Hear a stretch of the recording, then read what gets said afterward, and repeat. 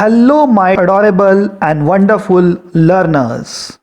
I welcome all of you once again in social science class. My dear students, can you identify this planet? What is the exact shape of this planet? Which is the starting point of this planet? How can we find a particular place on this planet? To know the answers of all these questions, let's start watching this video. Well, students, I was talking about planet Earth.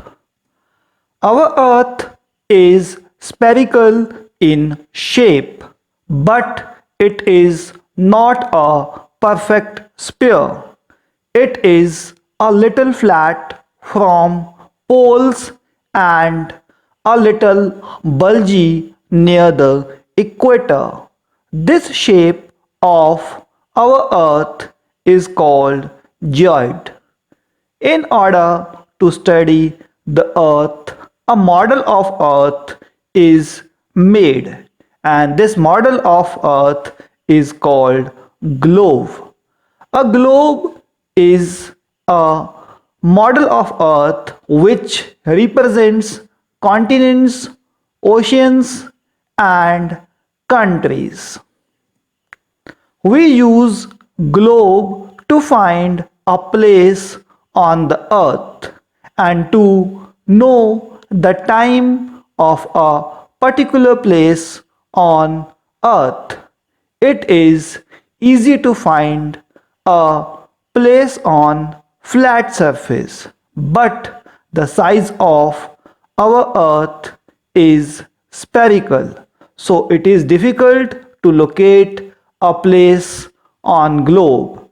So in order to solve this problem, we have made some imaginary reference points on the earth like poles, latitudes, and longitudes.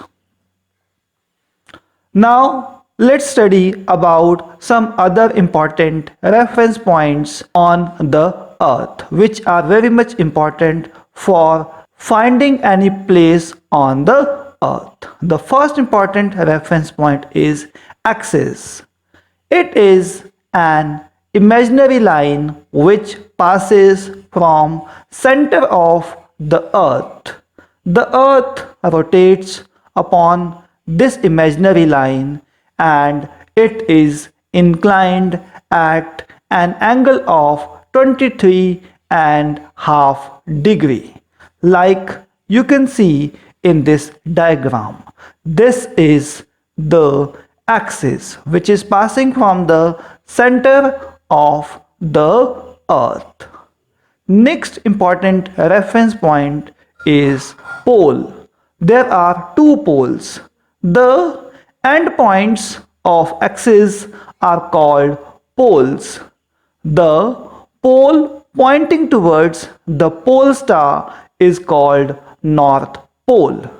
The pole pointing opposite of the North Pole is called South Pole, like you can see in this diagram.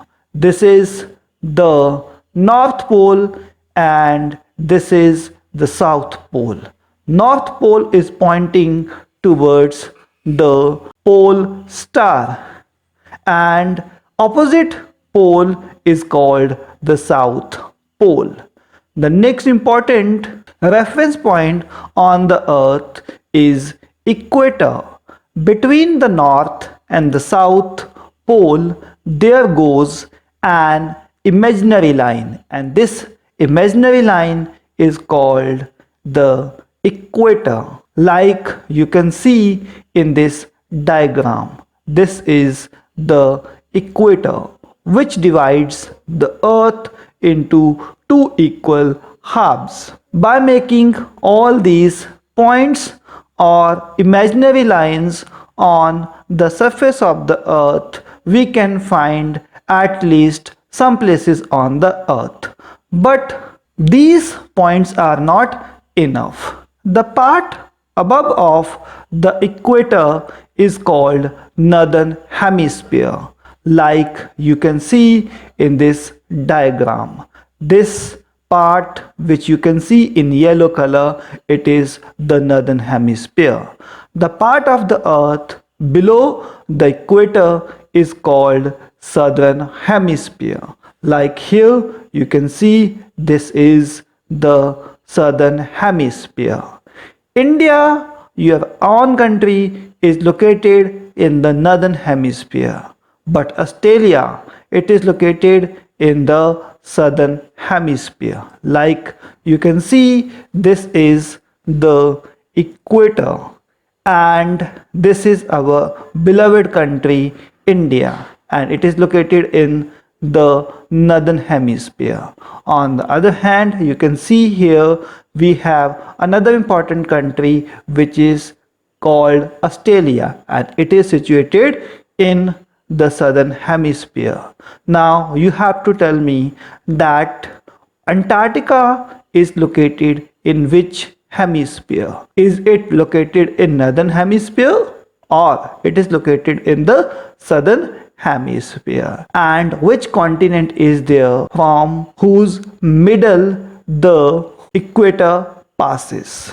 Dear students, by mere giving previous reference point like equator, north pole and south pole, we cannot find the location of a particular place exactly. We need some more points.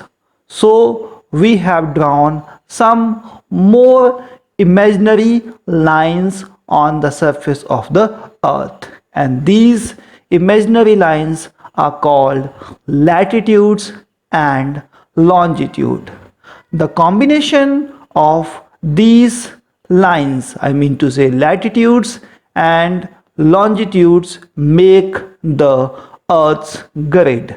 Like you can see here we have earth's grid, and it is made from the combination of latitudes and longitudes. In this video we will study in detail about latitude. So what are the latitudes? The imaginary line that run from west to east parallel to the equator are called latitude. Like you can see in this diagram, these are the lines which are moving from west to east, and all these lines are parallel to the equator, and all these lines are called latitudes. Now let's some more facts about latitudes. These lines are the imaginary circles around the earth which lies both sides of the equator. This is equator, and latitudes are located both sides, this side as well as this side of the equator. Equator is also a latitude, and it is the biggest circle or latitude around the earth. But as we move upward or downward towards the pole, the size of these circles or latitude decreases. Like you can see, this is the equator. As we are moving upward towards pole or we are moving downward, the size of the latitudes is decreasing, and at pole they remain just points. Here we will not find any circle over here, we will just find here the points. So these are the latitudes. Now let's learn some other facts about latitudes. The distance between two latitude is measured in degree. Like you can see, this is the equator which is situated at 0 degree, and here we have another important latitude, and the distance between any two latitudes is measured in degrees. Each degree is divided into 60 equal parts, and these parts are called minutes. Each minute is divided in 60 seconds. All this is done to measure the time of a particular place on the earth. There are 90 latitudes up of equator in the northern hemisphere and 90 latitudes down of equator in the southern hemisphere. The total number of latitudes are 180, and if we add equator, then they become 181. Now let's study about some important latitudes through this diagram. As I have told you, there are 90 latitudes up of equator and there are 90 latitude down of equator. So out of these latitudes, some latitudes are there which are important. First we have the equator. Equator is situated at 0 degree latitude. If we move towards the northern hemisphere and at the 23.5 degree we find an important latitude which is called Tropic of Cancer. In the same way, in the southern hemisphere we find another important latitude situated at 23.5 degree south, and this latitude is called Tropic of Capricorn. Next important latitude is Arctic Circle. It is located at 66.5 degree north, and in the southern hemisphere another important latitude is Antarctic Circle, and it is situated at 66.5 degree south. Next part of this video is telling us about the heat zones of the earth. Dear students, as you know that the shape of our earth is spherical. Due to this, the sun rays do not fall directly on all the parts of the earth.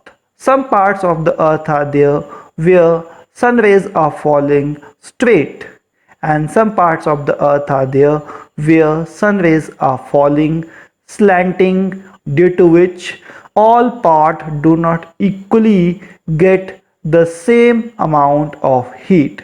Some parts get the heat more due to sunlight, and the places where sun rays are falling slanting, there the temperature is down.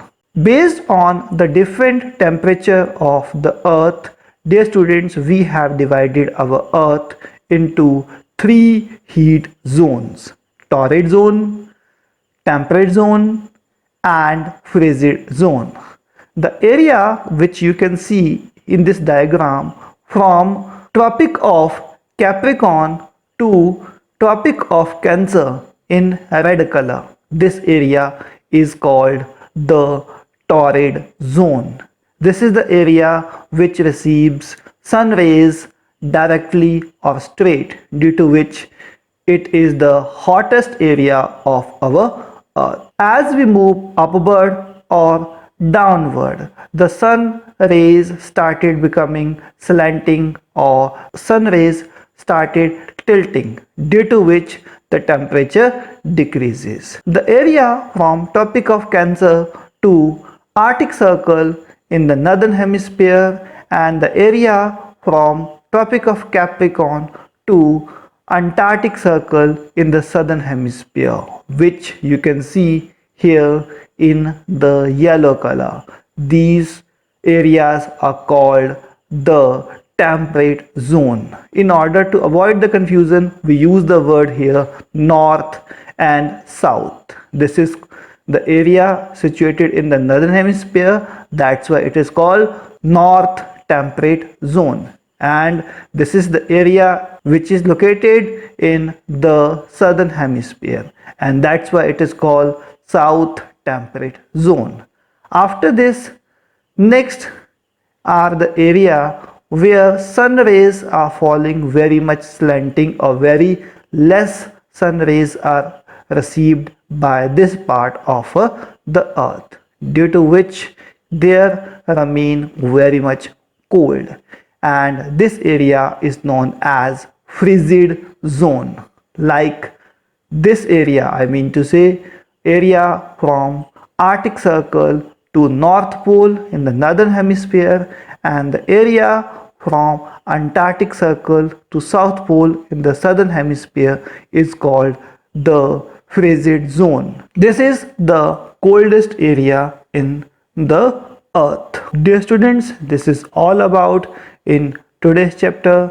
I hope you people would have learned something new, interesting, and knowledgeable. So keep learning and keep growing with me. Thank you very much. God bless you.